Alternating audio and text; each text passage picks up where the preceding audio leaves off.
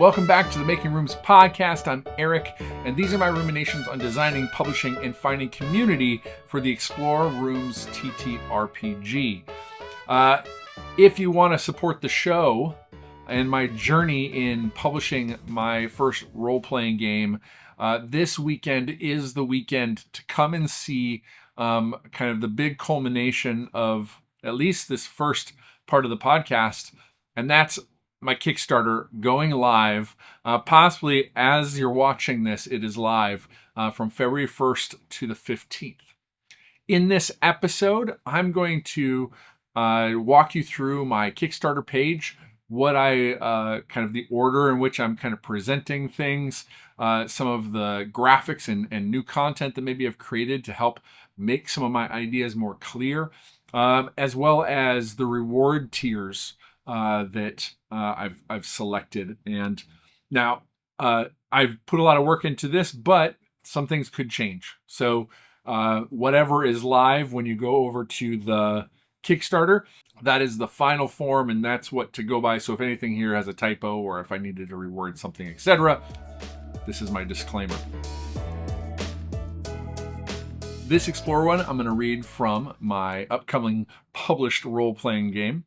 Let's go to Roomino. You step into the softest space you've ever seen or felt. Every inch of this room is made of cotton candy. You even eat some of it, but it's instantly replenished. At the center of the room is a cotton candy couch and a cotton candy table. And on top of the table sits a pitcher and cups with a sign that says, "Perfect temperature, chuggable hot cocoa." What do? You drink some of the hot cocoa. You even pour some of it into the thermos that you have with you or the water bottle you have with you. But after drinking it, you instantly feel warm, as if you could go outside in cold weather and without a coat and still be okay. But you get a little sleepy and you curl up on the couch and you grab a chunk of cotton candy the size of a blanket and you wrap it around yourself and you fall asleep. When you wake up, you are soaring through the air and you can see cotton candy clouds all around, and you see two eyes on either side of the couch and a grinning smile below you as it laughs and says, "Would you like a ride?"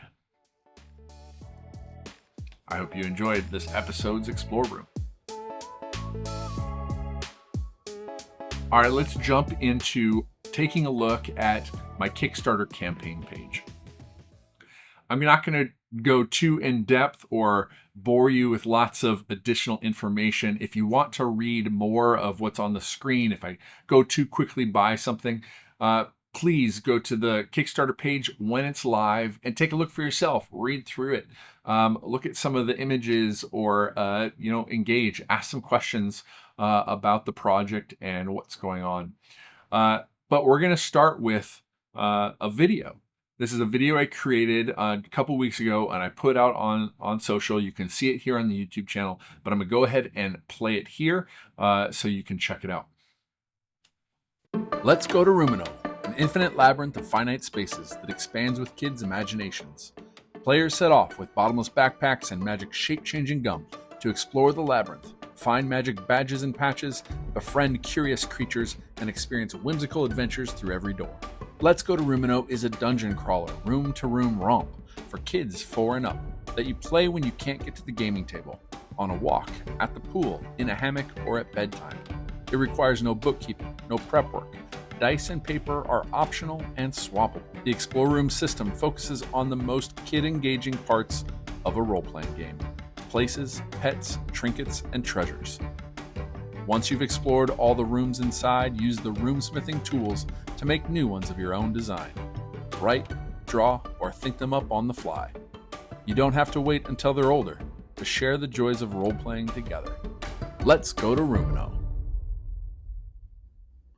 I loved making that video. It was great being able to kind of think through, the value propositions, the features of the game, and try and break it up into little pieces. I still tried to use my settings versus mechanics formula by presenting the setting first and going strong with what is Roomino, etc., and then getting into some of the mechanics of how it works. And I'm looking forward to I dive a little bit deeper to that in the campaign. So let's jump to that next. And you'll see some things. If you see some things that are whatever, I don't address it right away, I'll hopefully come back to it before the end of the episode. Now, first, what I did is I introduce, throughout here, we've got these word bubbles, these little kiddos, these ruminants, which is a word we're going to see here soon, talking about the game. And they are in the zine as well, introducing some of the topics. And so I thought I'd bring some of them here. Some of these exist there, are coming straight from the book, and some were drawn specifically for this because I like variety. I like to do more than what's, was there originally. So first, the question is, let's go to Roomino, because this is a setting that nobody knows about, and I hope that maybe this helps with the pronunciation of Roomino. And it says, let's go to Roomino, and this is a very just straightforward what this project is, what it's trying to fund, etc. And then, and to be clear on that, this is a zine. This is a 8.5 by 5.5 inch zine, and it is a setting and rules for Explore Rooms RPG system.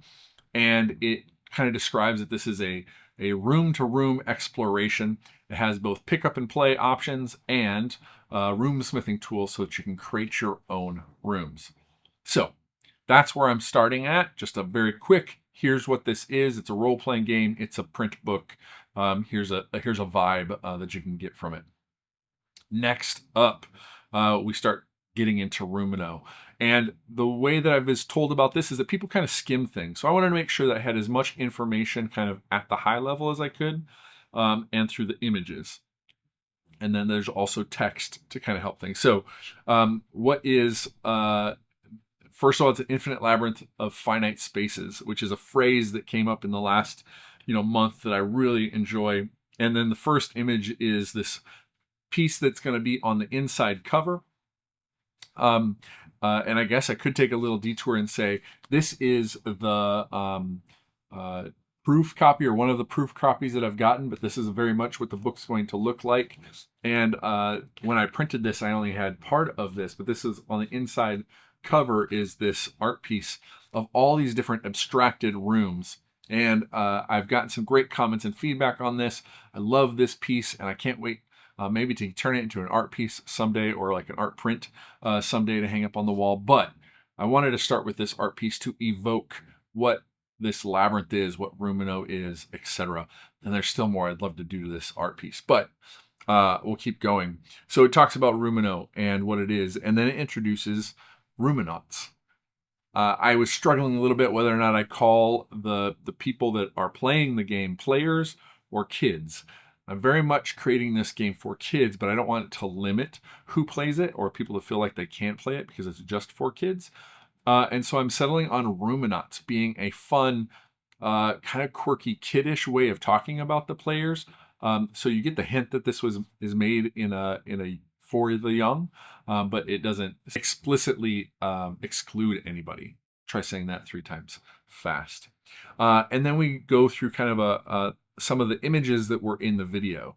So adventure through every door, that the doors, like finding these exits through each room, is part of the fun. Curious creatures are fantastic. Magic badges and patches, power-ups, and that sort of thing. So I kind of go through a quick of what those what is inside Roomino, what we find there, and I want to show the best of the best. And so that's what I do there really quick. Then I talk about the next feature, that it is a play anytime, play anywhere kind of game. You're not stuck at a table, and there's times where as a parent, you can't get to the table. There's not time to get the table. And then 2, there's times when your kids don't want to sit still at a table. And so this game, the Explore Rooms system, lets you play anywhere, anytime with your kiddos or with your ruminants, so that you can get role-playing in when it's convenient for you. All right, so then it explains, well, how do we make that claim? Well, we limit the number of building blocks that we're working with. We're not dealing in campaigns. We're not dealing in heavy character sheets or equipment lists. There's not a lot of detritus or things to hold on to or need to be set up for the game. There's not maps. And I know that those are amazing, beautiful things of other systems, but for this purpose, we're streamlining. But that means that we can play when we're on walks, when we're at the pool or the beach, laying in the hammock, etc. And these images are pulled straight from the video. So I'm glad I took the time to create them there, and I knew I'd be able to use them. I didn't put the ruminants in the video, so I kind of wish that I had kind of clued in, or it was an idea that was floating, but it wasn't solidified when I made the video. And I kind of wish I did have that in the video. But then it's so easy, no prep, no bookkeeping, the idea of dice being used. I would say most puzzles in Roomino, in the Explore Room systems, are solved by taking one of a few correct actions when given something, the one thing that you focus on, and what's the action that's going to activate it or get the outcome. And so it's puzzle solving in sort of like that kind of way. And so if your ruminant makes a good choice or takes a good action in their mind, then they've solved it. However, you could also raise that bar, create different challenge levels, that A, they've picked the right action, and then B, do they need to roll a dice or beat you in paper, rock, scissors, or in the case of something squirmier, go climb a fence or jump a rock or something. And so I do in the book address some challenge levels, but it is sort of like an introduction to role-playing game tools without being like reliant on those tools, because this game needs to be flexible for ages 4 to 9. There's a lot of development that changes in that time, and so this is a way to kind of be able to introduce those things to kids. Then the first time that this is appearing in anything that I've done is a how to play. And this is some advice I'd gotten from crowdfunding nerds about the Kickstarter that they launched, where they had a big graphic, and it was less a step-by-step of how to play. Do this, then this, then this, then this. And it was more of a mood or a vibe of how to play. And so in this case, it is, ruminants draw themselves. So we have the character sheet, the character drawing sheet that's in the book, and which I'll probably change to ruminant drawing sheet. And then you give them a choice. You start with a room that has many doors or some other element that gives them a choice of what they're feeling, what are they looking for in exploration today. And then you take them room to room to room, solving puzzles, meeting new creatures, finding treasure. And I've got to kind of change this because I have it twice, but then you end the time together when you've got to move on to the next activity, or when their attention has just been used up. So even though we're great at holding attention, sometimes the body just needs to go. So this is a new image for this Kickstarter page. Then I talk about this in two ways, and I've both being able to create rooms on the fly, which is how I've created it with my kids in the past, and then using our pick up and play room sheets. Also, check out my little drawing of a little cowgirl riding on a fly. This was also in the video, and I didn't want to leave it to chance that people would get the joke in that quick time, so I made it here where people could say, "Oh, on the fly." You get it. But here I created some animated GIFs that talk about the steps of creating a room. And so the first part is the reveal. You reveal the room in which the ruminants have just stepped into. And describe what's in there, describe what they see, whether it is a cave or inside of a plastic ball or, in a bathtub. Now, some of that you can say a thing and they get all of the ideas in their head of what that means because they've experienced it, but sometimes you explain a little bit more. But the first part is the reveal. Next is the one thing. What's the one thing you can put in the room that will draw the focus? And it's the last thing that you talk about. So so that the ruminants are like, okay, that is the problem that we need to solve. That is the thing we must interact with. Now, that doesn't mean they'll always interact with that first. And if you have multiple kids, multiple ruminants, you may have them interact with different things, but that's the thing that you want them to interact with in the end to move forward and find the exit out of the room. And then you offer space. That's what in this part, this is what they choose to interact with that in certain ways. They may choose a physical way to interact with it, an emotional way to interact with it, a verbal way to interact with it. All those different things are possibilities. And so then the fourth step is to mediate. When they take an action that falls within the puzzle, like that will trigger that one thing or the room in general, tell them how that happens. Tell them what the surprising unfolding of events is. And once that has finished, then you surrender all of the surprises. And I use the surprises versus secret because that's language we use with our kids. Secrets are meant to be kept. Surprises are meant to be shared eventually. And so those surprises might be cool trinkets. It could be new pets. And very much so, it needs to be an exit to the next room and the next part of the adventure. So I use these animated GIFs to kind of do a walkthrough of each of those steps and get a sense that this is the meat of it. This is wash, rinse, repeat. But then I also share that in the book I have quite a few. I think I have 16 room sheets that have rooms that can be either explored by theme or could be explored at random. And then this is a little graphic that shows you, well, how do I use the room sheets? You read 1 and 2 directly from the room sheets. 3 is giving them space to play and imagine and act out in the room. And then 4 and 5 is the mediation and the surrendering of the rewards and the surprises of the room. So that is, I think, probably the most succinct that I've ever explained that in any medium thus far until people get the book. And I look forward to maybe saying more about that. I'm thinking about I should probably create a video just for this piece, but I'm hoping this is good enough. So then I go to what's inside the book. Now here I have this fantastic photo. I did a little photo shoot with the book and my youngest kiddo, and we got all the cozy things involved. And this was a lot of fun. We have 4 different setups that we really enjoyed, and this is the one that when I put it out to the masses, that this was the feedback I got, that this one was the better product photo. But I used the other ones for some marketing, and I'll use those throughout this coming while the campaign. I'll use those while the campaign is active to hopefully draw more people to come and check out the campaign. But check it out. 32-page zine, full color cover and line work, black and white line work interior. Roomino story seeds, so the kind of those pieces of inspiration, which includes like the magical badges and patches that could be used, a bestiary of creatures, and then it has the room smithing tools, the 16 pick up and play room sheets, random rooms table, so that people who want to play in a more of a kind of just give them a really small seed that then they can come build off of in their own minds. Room smithing tips for playing with young ruminants, and then challenge level tips for maybe different age levels or types of play experiences that they're looking for.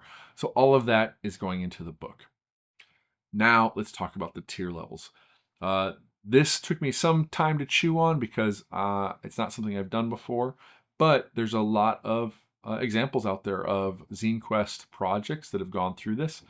And so I'm kind of taking off of those for this first one and leaning on kind of what other people have done to make this work and make it easy for me. So the first level is the $1 support door. And I'm describing all of these as doors to go through. I could describe them as rooms, but I can't. Doors are also a part of this, so we're going through this door. Doors are also an invitation into a room.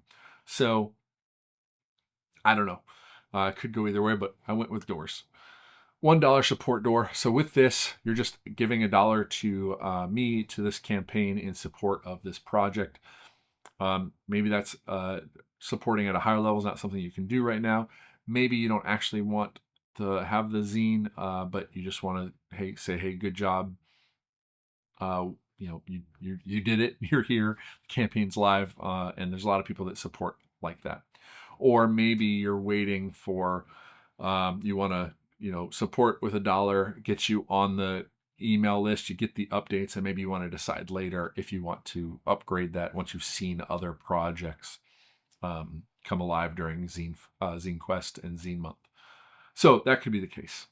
Reward level 2 is a $5 digital door. This is for the Let's Go to Roomino PDF. If you're a don't collect physical role-playing games and you only collect digital, then this would be the tier for you. $5 gets you that download, and when the campaign's completed and the book is all finished and ready to print, then that digital will go out first, and that will go to everybody who backs at $5 or higher. So then third levels, we have our $15 print door. And this is for still a discounted version of the retail product. But for $15, you get the print zine mailed to you. Once it's printed and then ready to ship, it'll be shipped to you. And then it will be the PDF as well. So not here, but when you click into the actual rewards, it gives you some more information. This is the first tier that has a shipping cost to it, and I believe the shipping cost is $5. And so that's sort of just what it takes to ship things other places. So next, we're going to go down to the and that's going to be $50 retail door. The retail door is for retailers who have brick and mortar stores or have online stores that they want to put this book on their shelves, digital shelves or physical shelves, and want to get a number of copies at a wholesale cost. So that means that they could sell it for as much as twice that cost, or whatever they want to sell it at, but so that they, as a brick and mortar store, can make money off of it, etc. So that is something that I don't know how many of those are going to get sold. I put it at 5 copies so that it isn't too many copies that they have to try and move, or too much dollars they need to sink into this. And this will be for verified retailers only. So I need to get some sort of proof that they are a retailer for this. And then lastly, sort of the big, sometimes people want to back Kickstarters at a higher level. And if the highest level you have is a $15 print product, then that's the most amount that any one person can give you. So I wanted to put something on here for somebody who's just, hey, I want to support this at a higher level.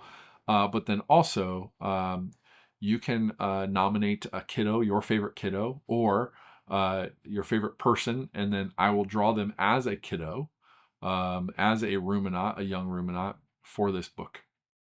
And they will appear in this book in that art, and their name will travel as it moves to other books, etc. That will be a part of it. So this is my rewards here. I'm keeping it fairly simple, but there's a few kind of must-haves that I managed to make sure were in here.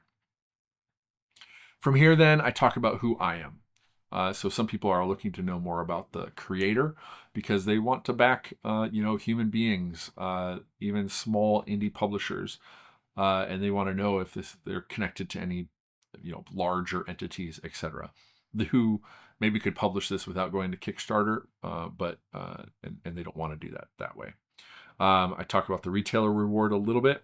I talk about the production timeline. So I've already got the manuscript, images, and layout about 80% completed. If I took this weekend to finish them all up, they'd be done. But I'll definitely have them done by the end of February. PDFs will go out at the beginning of March. Printing will happen in March through a company called Mixem. Physical zines will ship out in April, and then Let's Go to Roomino will be available in online stores by May, if not sooner. Cross fingers. That's just stuff I need to get set up and work through that process, which I'll probably share with you guys as I go through it. And then for this first project, just because I have limited knowledge, this is going to be print stuff will only ship to the US at this time. At some point, I'll figure out an on-demand print option for some people. And then every campaign has risks and challenges. And my biggest risks and challenges are that I haven't done this before. I haven't proven that I've can finish and publish and print a role-playing game. However, I've got a lot of experience as a creative director and a creative professional in doing many other digital, print, and various other kinds of creative projects, some way bigger than this. And, I had a video production company where I ran full teams of creatives and created video content for some of the largest brands in the world. So I know how to deliver on deadline creative projects that are complex. So I'm not worried about that, but I share a few of those things here. And then as people go through this and respond to the campaign and leave notes or ask questions, I'll be starting an FAQ to answer some of those questions and kind of let people know more about what's going on. If there's something I haven't thought of or something I missed or need to clarify, that stuff will get clarified, and then I'll make an FAQ about it. So this is the long and short of my Kickstarter campaign page. If you want to support me in this campaign, one, you can show up and make a comment and share it with other people. You don't have to contribute or back it yourself. That's totally fine. Would love for you to tell other people about it. Not every gamer either wants to play in Roomino or has kids to play with. So all of those things, like, this isn't for everybody, but if you're interested in supporting me, please share this with other people. Talk about it with friends or on your public platforms online. If you are interested in backing, I shared the different reward levels. If there's something you're interested in that's not on there, certainly make a comment and ask me if that's something that I could do. I could think about it and maybe add that as a level if people are interested. But all in all, I'm here to test this out, explore this, have this experience, and I hope that you join me in that experience as well. So thank you for watching this episode, taking a look at my Kickstarter campaign page. I hope to see you around over the next couple of weeks during the live campaign. Otherwise, I will see you in the next room.